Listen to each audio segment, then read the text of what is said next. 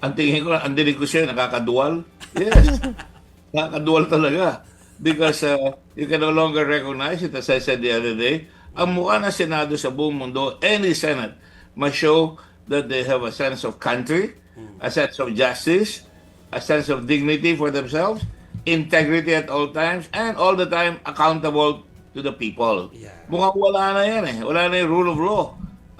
Balyahan na nangyayari. Bastusan na. Yun. Narinig ko madalas yun kay Frank Drilon. Narinig ko kay Risa Ontiveros. Bastusan. I've never heard that. You know, you hardly say that in the Senate, pero napipilitan yung mga ating senador na sabihin bastusan na. Why? Because from the very beginning, magmula nung nangyari ito, kailan ba ito nagsimula? May 11, di ba? Nung alam nila na papasok na yung articles of impeachment, meron silang game plan.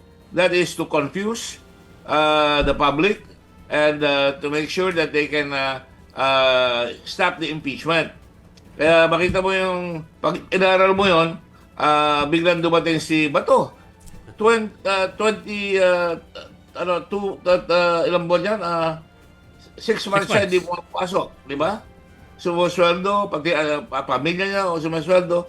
And then all of a sudden, because mag-reorganization, hindi man lang for public interest, pumayag siya. At siya nagsabi, hinulog dyan si Senator Cayetano under the bus. Sabi niya, pinapunta siya ni Cayetano para sa ganoon magkaroon ng reorganization. Certainly, isang team lang sila eh. Gusto nila to protect their queen. Dumating sa ngayon. Pagdating doon, alam nila aalisin. So kung ano pinagagawa nila, when you follow it, nagkaroon na ng habulan, nagkaroon na ng sitwasyon, nagkaroon na ng biglang pumasok yung NBI. NBI is there to perform their lawful duty. Ipapasa sa kanila yung walang exempted dyan. Lalo na kung ang punishment mo ay hanggang reclusion perpetua. So, nilabas yun, hindi nila in-honor. Tapos later on, nagawa na sila ng kabalbalan na nilulusob yung Senado. Kaya so, may mga tao na kabalay, nagbalilan. Pero mo, nagpaputok mismo yung Sergeant at Arms. Yeah. Ang dami-daming media doon, ang dami-daming tao, liit ng Senado. Pag nagbalilan yung mga taong di automatic weapons, di maraming mamamatay. Pagkatapos, pag tinanong mo, bakit hindi nyo binantayan yung kabila ng GSIS yung pinto? Wala silang ginawa doon. Hindi nila binantayan yung mga exit, ingress and egress.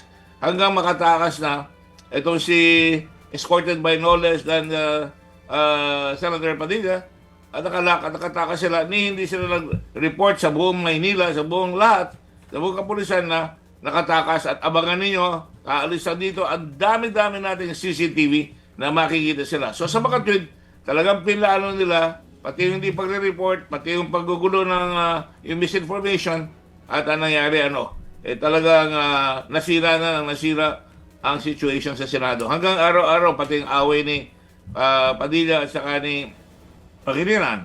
At ibang nangyayari sa Senado na hindi karapat-dapat, sisigawan, at talagang nakakalungkot.